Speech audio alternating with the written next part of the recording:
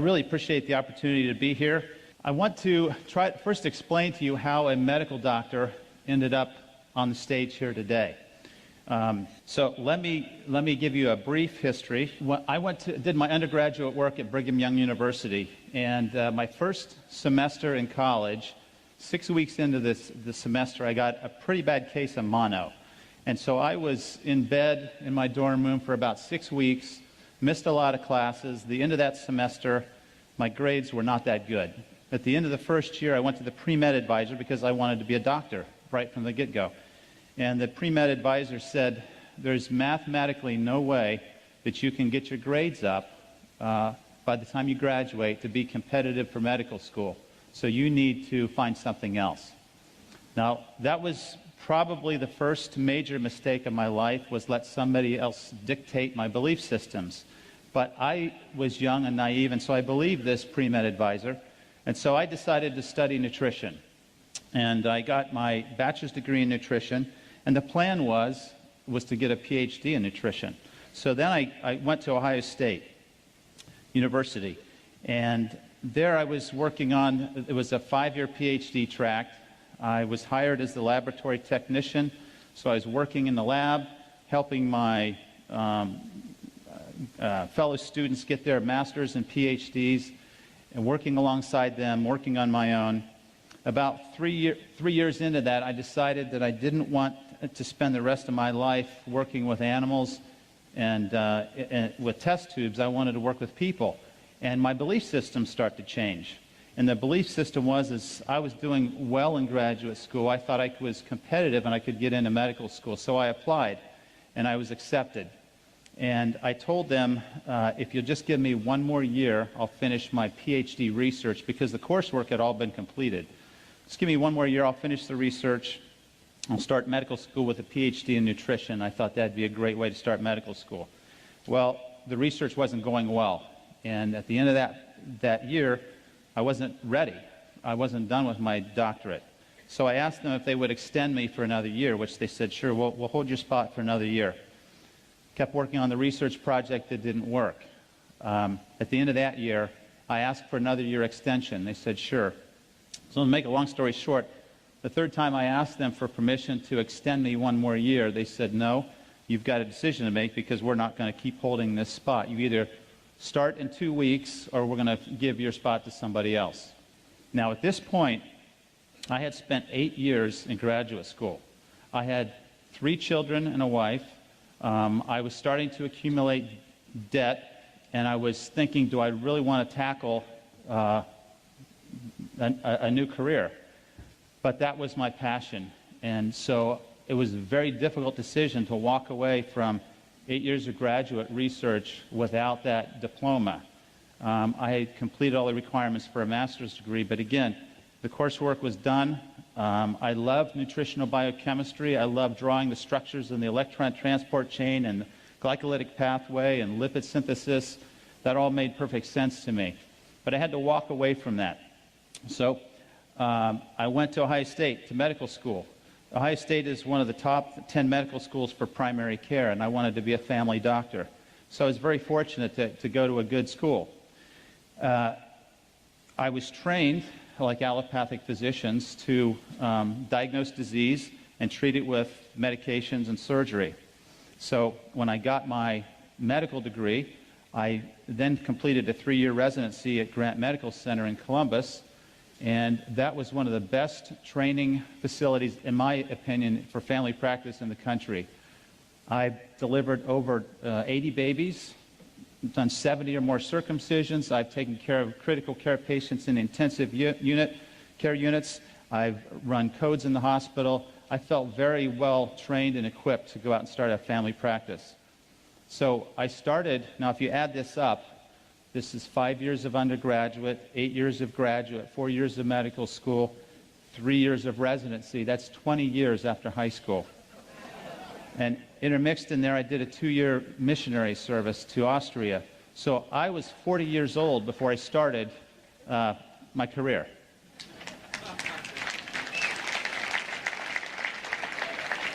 And that's not to brag about my intelligence.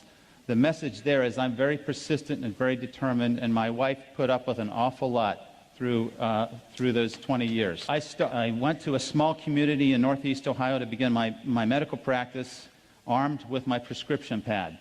And within about 2 years of seeing common diseases, I thought, this is crazy. I'd forgotten all that nutritional biochemistry, but then I realized high blood pressure, heart disease, diabetes, acid reflux, these are lifestyle issues. If I could just educate my patients on how to live a healthier lifestyle, they wouldn't need all this stuff. So I tried to do that, but I'm very generous with my patients. I give them 15 minutes for a visit. A lot of physicians only give you 7 minutes, and that's just a tragedy. So my 15-minute visit with a patient was extending into 45 and 60 minutes as I was telling them about the nutrition and the exercise physiology that I learned. And before I knew it, I was an hour and a half behind in the office, and nobody was happy. So as a result of my desire to educate patients, I developed a program, a wellness program. It's a 12-week program, and it's about 6 weeks of nutritional information, 3 weeks on exercise, a couple classes on disease prevention, and it's really about self-healing. And this, I was fortunate to get a government grant to fund this through Health and Human Services. I'm really proud of this program. It's 12 weeks. We've had over 1,600 graduates of the program. After each class, we get a critique, and we find out what people are thinking and how they feel about the information. And they've taught me a great deal. This is the lay public. I've learned a lot about what people want in wellness. I believe that the body is designed to heal itself. And everything that I've spent my life doing has supported that. Now, this morning, I always get a little bit anxious before I'm speaking to a large group. This morning, I knelt down, and my prayer was, help me to help this group understand one thing, that you have a body that is a self-healing, miraculous temple, and that if you will take care of it, it will last you a long time and allow you to really live a full life.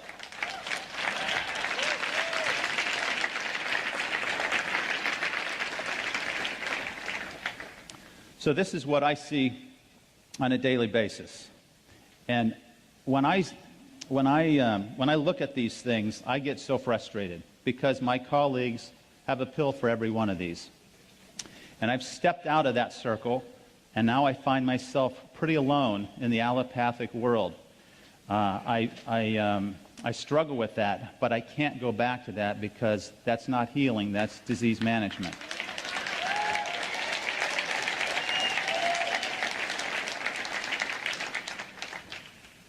I think most of you know this. Heart disease is the leading cause of death. Cancer is number 2. You would have probably guessed one of those 2 to begin with. What do you think is the 3rd leading cause of death? Allopathic medicine. Well, right on. We are dangerous people. You need to stay away from hospitals and stay away from allopathic physicians. Now, I don't want to be too critical of my colleagues because they've invested a lot of time. They do save lives, but I think we've been misled. And I think it's the pharmaceutical industry that has misled us.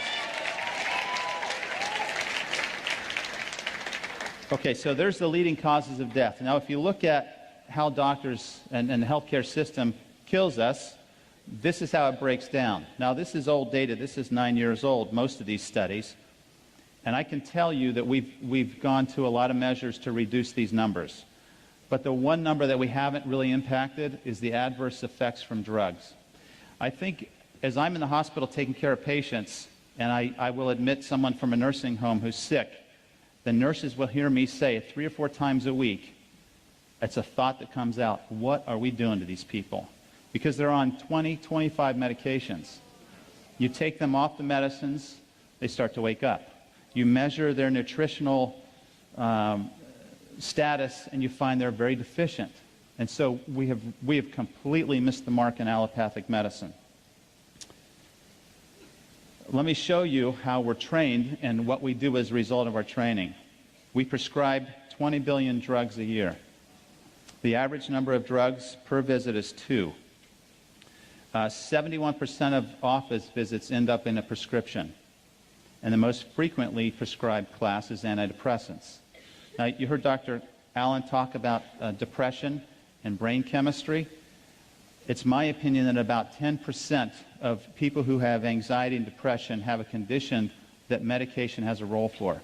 Most of the time, a healthy, balanced lifestyle will correct these problems. And in that lifestyle, of course, is the water. When I came across this slide, I was really upset. This is what the pharmaceutical industry is doing to all of us and to allopathic medicine. These are the big sales winners. Now, this is old data.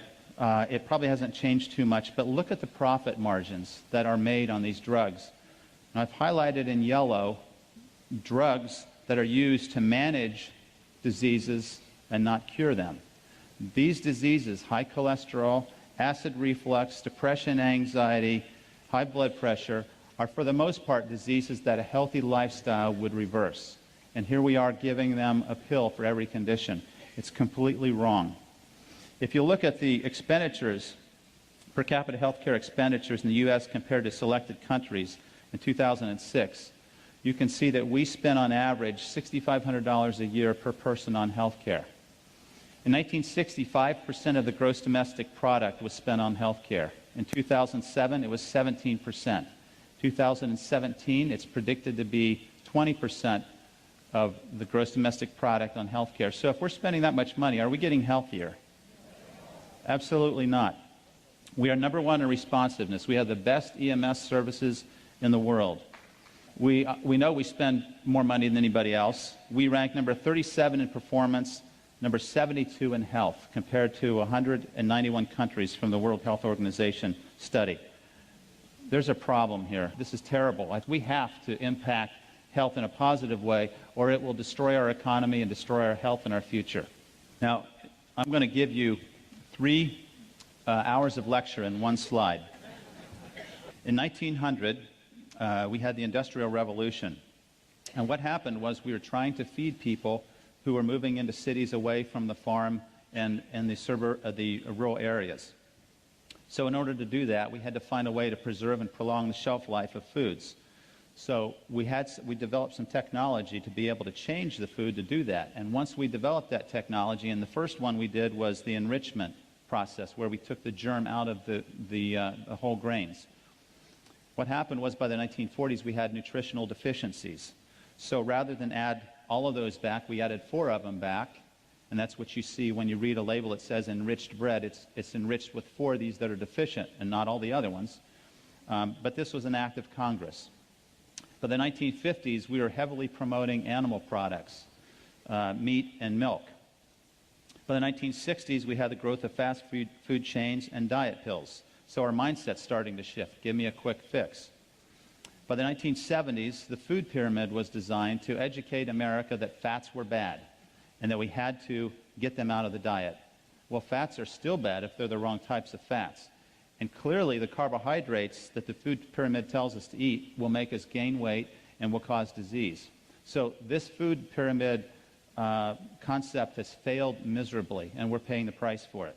One of the reasons is in the 1970s, high fructose corn syrup entered the diet. Now, fructose is a fruit sugar. That's okay. We should have 3 or 4 servings of fruit a day. 2 to 3, no more. High fructose corn syrup is unnatural. It's a syrup with too much fructose. It stimulates the feeding center in the brain. This is the primary cause for obesity in the United States. And if you look at the obesity graphs, you'll see that they just accelerate almost exponentially starting in the 1970s when high fructose entered the diet. The other problem is trans and hydrogenated fats. These are not found anywhere in nature. The only place you will find a trans fat is in one of the stomachs of ruminating animals. No other plant, microbe, species, nowhere else in nature do you find trans fats.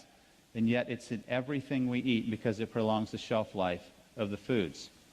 This is a leading cause for many cancers, diabetes, many chronic conditions. A real problem. But what's happened is food technology has forced us to change the food supply, and in my opinion, in my world at least, belief system, God has created these beautiful foods for us to eat, and we're trying to improve on what's already there, and we're failing.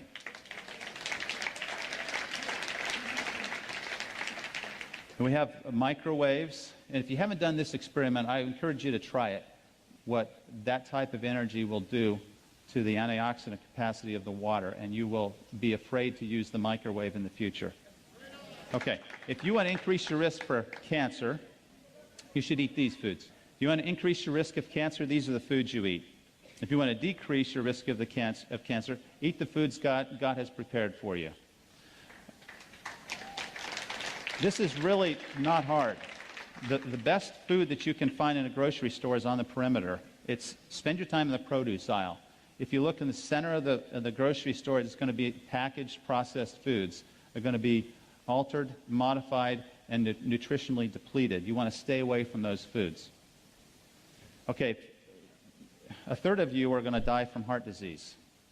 A third of you are going to die from cancer.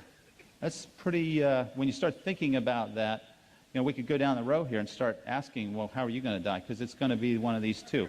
Heart disease, cancer, two leading causes of death. If you want to prevent heart disease, it's a healthy lifestyle. Now, there are going to be people who, despite doing everything they can, they're going to have high blood pressure. They need medicine. There are going to be people that, despite everything they can do, will have high cholesterol and diabetes. They need medication. But more often than not, a healthy lifestyle would reverse these diseases. And this is a really impressive slide. Several studies were done, large studies, looking at the effect of lifestyle changes in chronic diseases. And the conclusion of these studies was that 91% of diabetics have a condition that a healthy lifestyle would reverse or prevent. 82% of people who have heart disease have a condition that a healthy lifestyle could prevent. 70% of strokes are preventable, and 71% of colon cancer. I personally believe that colon cancer is about 95% preventable with a healthy lifestyle. But yet, what are we doing? We're accepting that this is how we're going to live the remaining years of our lives, and it's a tragedy. Sometimes in our quest for wellness, we fail to see that we are the answer. Okay, here's what I believe. One of my core beliefs is that the body is designed to heal itself. We have all these systems that are there to help us take the nutrition in that we eat and circulate it, use it, and then excrete waste. It's a perfectly designed, well-orchestrated, beautiful, again, temple that we've all been given. A couple things about the cell that I think are absolutely phenomenal. It has its own unique machinery to repair and heal itself. Millions of DNA repairs occur every second in our bodies. Every day, 10,000 free radicals attack the DNA of every cell of our body. As it's sitting here right now, free radicals are trying to destroy you. But you've been given this beautiful temple that can heal itself and can find these, correct them, and repair itself. Each cell contains its own set of organs. They're called organelles. And there's a fascinating story here about the cells that I don't have time to go into.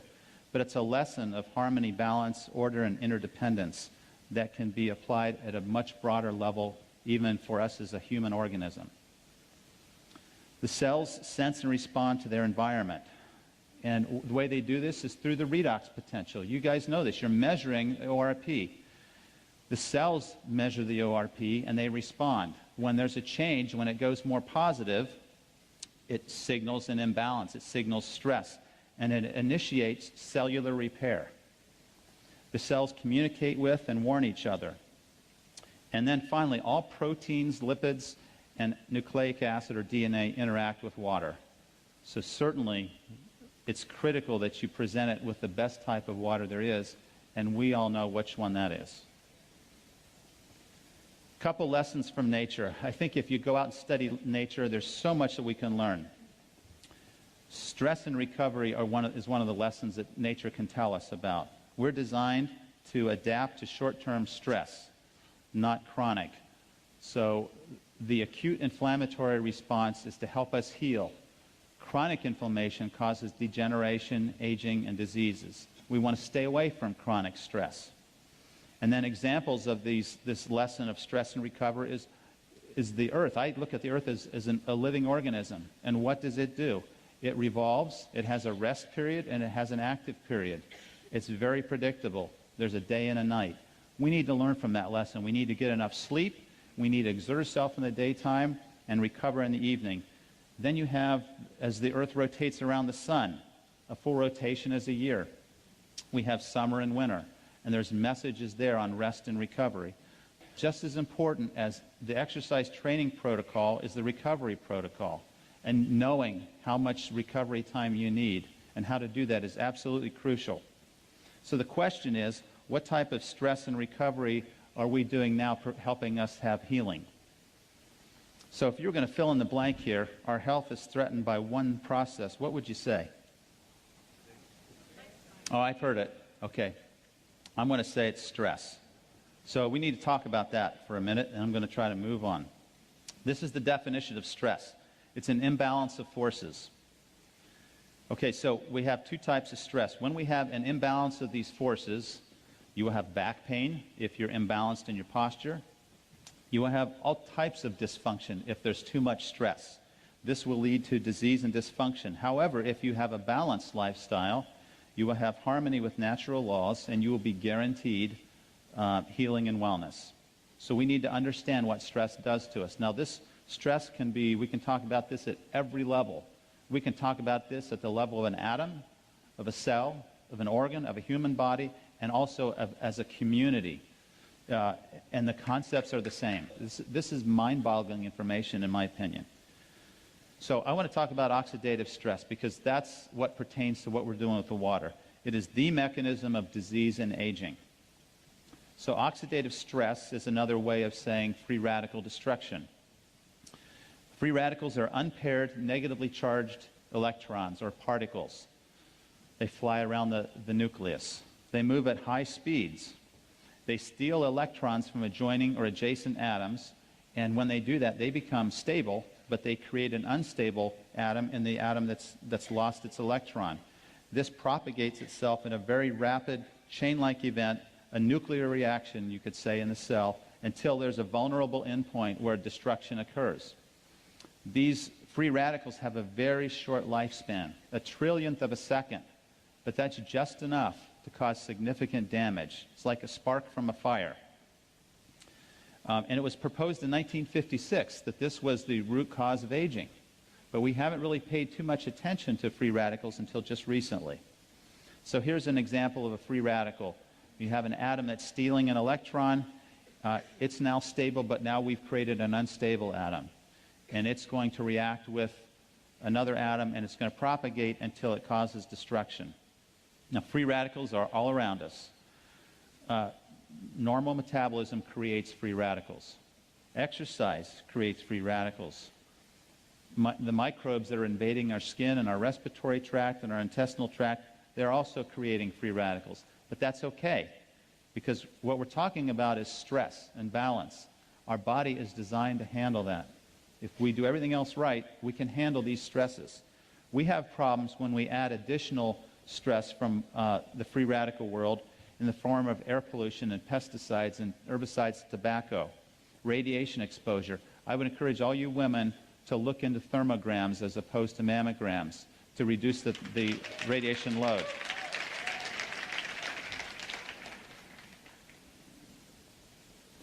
Drugs, alcohol, and medication. Any pill you put in your body is going to be absorbed, go through your liver, and your liver is going to check whether or not that belongs there or not. And if it's synthetic, the liver is probably going to try to destroy it to protect you. And some of us are really making our livers work overtime by the things we're taking in. Then we have dietary sources of free radicals. We have the hydrogenated fats, and we have high sugar diets. These are significant loads that we've put in our bodies over the last several years. Stress is an emotional response. Stress causes cortisol. How many of you would want to take 10 milligrams of prednisone every day for the next 20 years? Do you all know what that does to you? Suppresses your immune system, makes you gain weight, accelerates the development of cataracts and osteoporosis. But we get the same stress from cortisol, very similar molecule to prednisone, and if we have repeated stress, it can affect our bodies in much the same way. And then finally, injury and trauma can be sources of free radicals. So in the medical world, we don't say free radicals because we want something fancy. We say reactive oxygen species. And you have to practice saying species. That's a hard one. These are the terms that you'll see in the medical literature. These are the different types of free radicals. They have a positive oxidation reduction potential. They are oxidizing. There is some good that comes from free radicals. They are part of the immune process that is generated to fight off infection. If we're going to kill bacteria and funguses and viruses, we're going to use free radicals that our white blood cells generate to do that. So perfectly orchestrated, well balanced. Free radicals are a byproduct of ATP synthesis, which is what fuels every cell of your body. However, when we start putting the wrong things into our body orally, or we breathe the wrong types of things into our lungs, we have free radical exposures that can be very significant. One puff of a cigarette contains how many free radicals? Anybody want to guess? 100? A trillion? Well, I had to practice saying this. This is 100 million billion free radicals in one puff of cigarette. So how many of you want to take a puff of a cigarette now? I mean, this is one of the things physicians harp on their patients: stop smoking. But this is a tremendous burden to our health. All right, here's a really important point. So we have a free radical here on the right lower part of the slide. What we have on the top left corner is a specific molecule that has an extra electron. It can donate an electron and still remain stable. And when you have a molecule that can do that, it's a special molecule. We call it an antioxidant. So this stops the chain-like reaction and causes us to heal. Okay, so when if you look at the different types of free radicals, sources of free radicals, obviously I mentioned smoking. I mentioned alcohol, tremendous burden on the liver. I mentioned the foods that we eat, chemicals that we eat, ionizing radiation, exercise, and stress.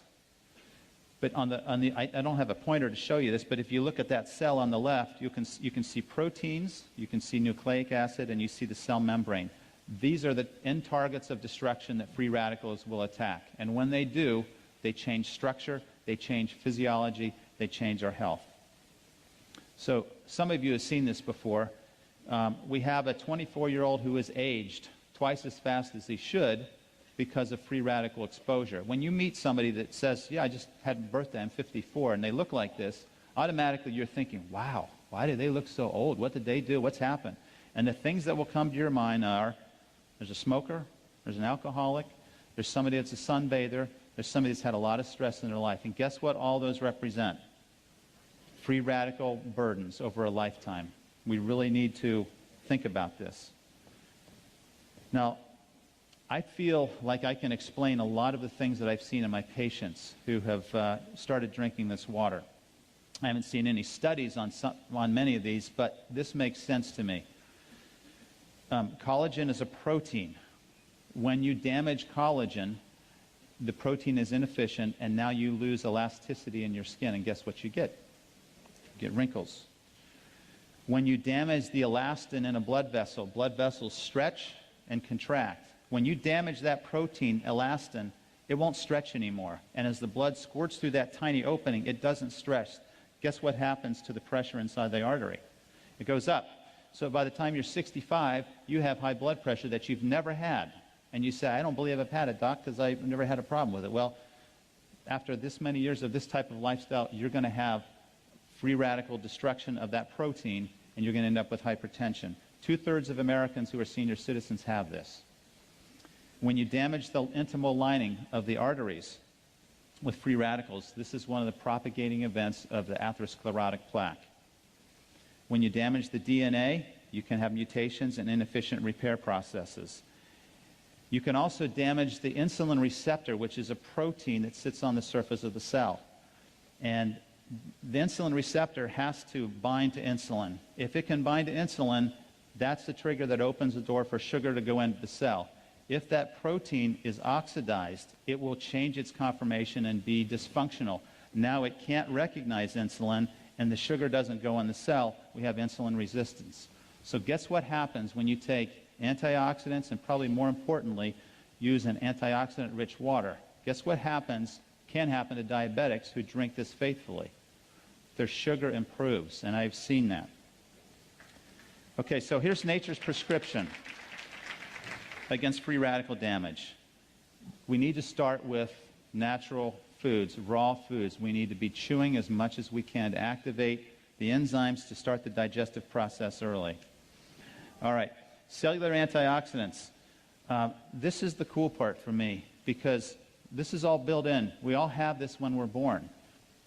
The cell membranes protect themselves with antioxidants, particularly vitamin E and beta-carotene. Outside the cell, our cells are protected in the blood system in particular with vitamin C and glutathione. These are antioxidants that protect the blood and the extracellular matrix.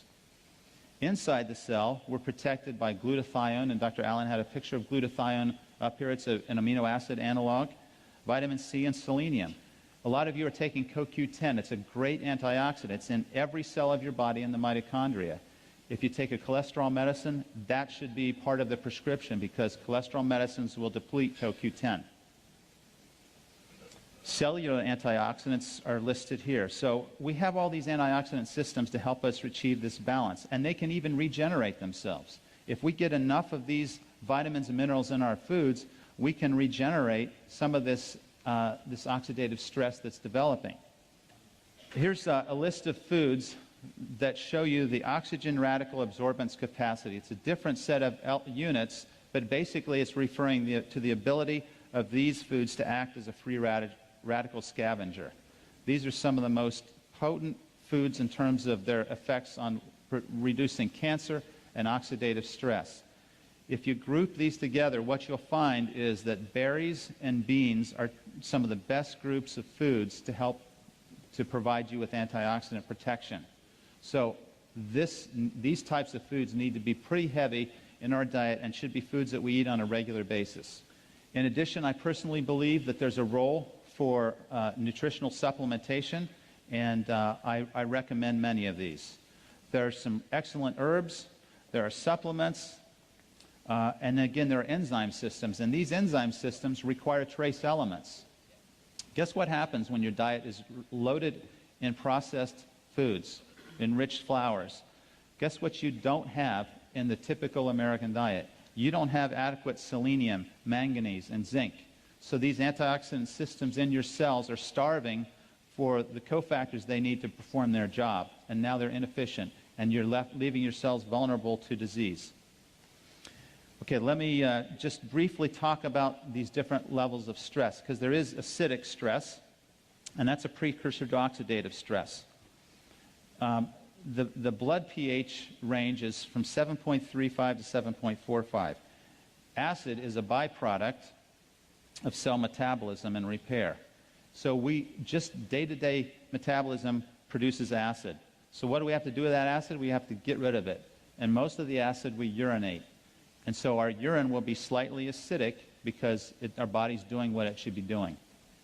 It has to retain a relative state of neutrality, or we will have problems. So we have buffering systems. In fact, there are 3 buffering systems in our body. And this brings out the point that it's crucial that we have a buffering system, because we cannot handle high levels of acid or high levels of base. We have to stay within that narrow range.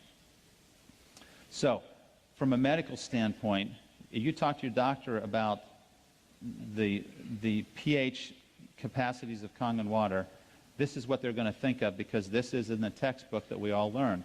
And I'm going to just say that this is important, that at some point you have to respect where they come from.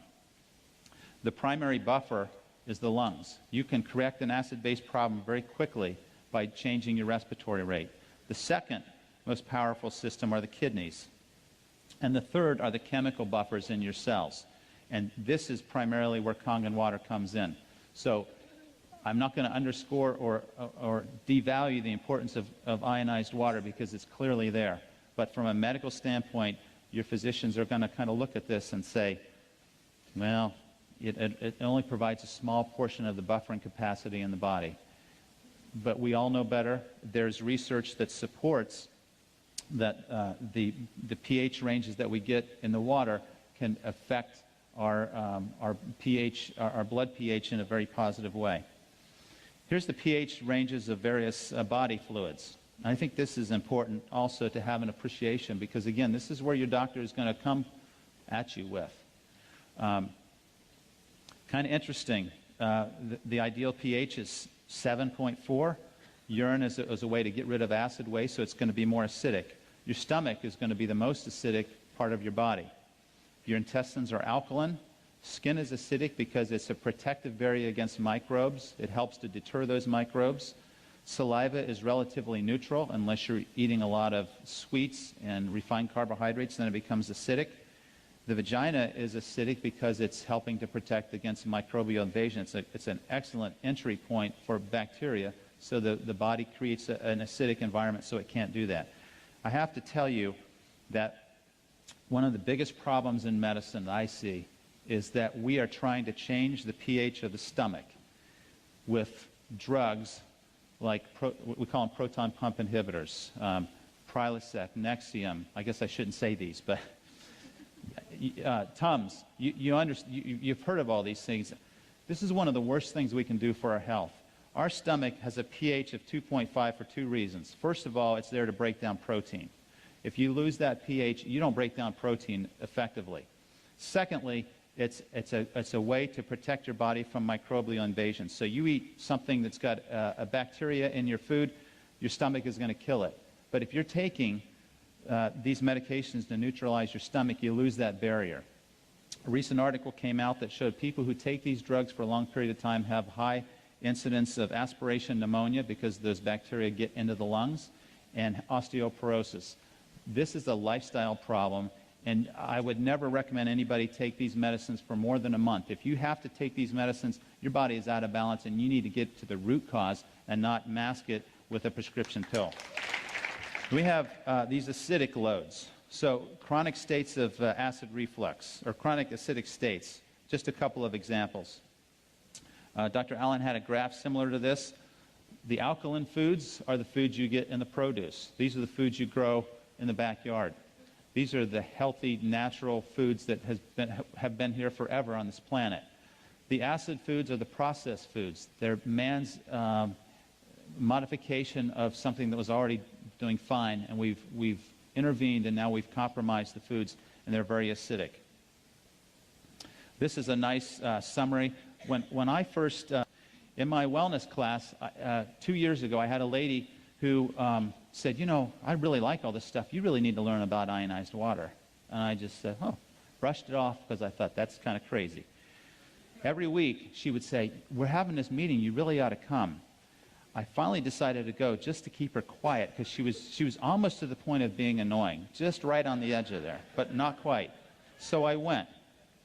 And I wasn't so impressed with what I heard. I was impressed with what I saw with the demonstrations. That's what hooked me.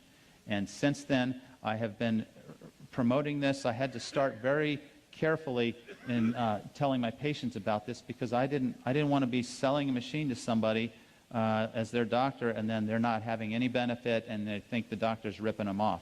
So this was I had to step outside of that circle very carefully in doing that.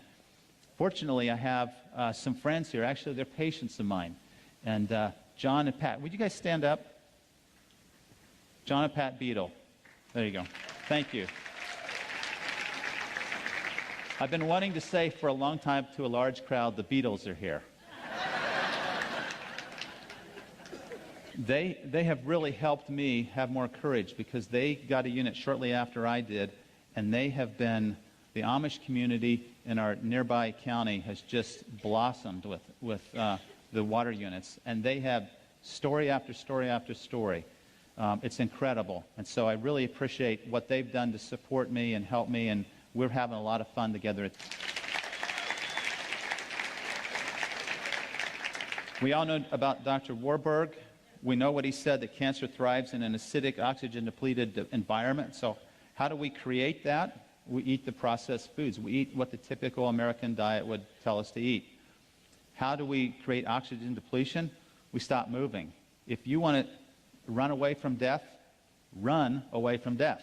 The closer you get to not moving, the closer you are to being a corpse. So just remember that. Now, I haven't seen the research to support this statement, but I think the corollary is true, that cancer can't grow in an alkaline, oxygen-rich environment. So I have a friend with a brain cancer. I bought him a unit. I sent it to him. I said, I want you to drink as much of this water as you can. I want you to take these antioxidants, and I want you to take a walk every day, get your heart rate up, get oxygen in your lungs. That's the best treatment that I know of for that brain cancer. And I can tell you that he's had 2 brain cancers, and his cancer has not grown in the last 2 years. So it's a phenomenal story.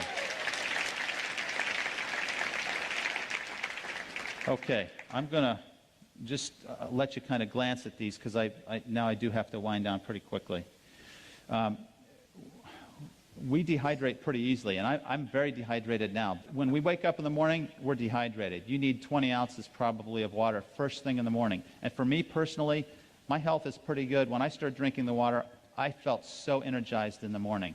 I judged the intensity of a workout in the gym by how sore my muscles got until I got Kangen water, and then that blew that right out of the water because I didn't get sore anymore.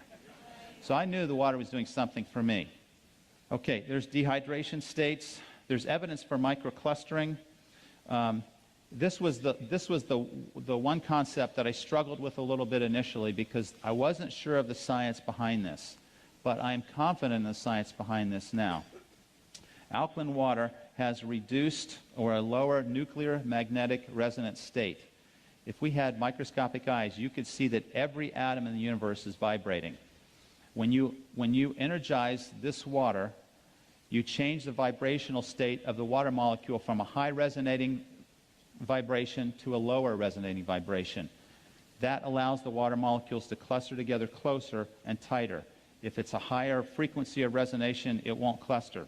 So that's why we're able to microcluster the water. Okay, so let's see. Lower surface tension, we can measure this. And again, this is reported data. So for a physician who likes to see the evidence, it's there. Here's the hexagonal or ionized water. So this is the frequency of those vibrations. A much lower frequency, the molecules can, because they're polar, they can get closer together and cluster. Okay, we all understand the chemistry. Let me just try to skip to the end here. We talk about the ORP. Okay, there's evidence of internal benefit. And I don't know if this, I think Dr. Allen alluded to this article earlier, that electron-rich water has a high pH and significant ORP, and it has been shown to protect the DNA from damage due to free radicals. Here's an article on the anti-cancer effect of water where they injected mice with melanoma cells. Melanoma is a very fast-growing cancer of the skin. They injected it into their bellies, and under their skin, they gave one group alkaline-rich water, another group tap water. The alkaline-rich water had very slow tumor growth rate and virtually no metastases. So this would be one of my first-line treatments for someone with cancer. Electrolyzed water, let me skip this one.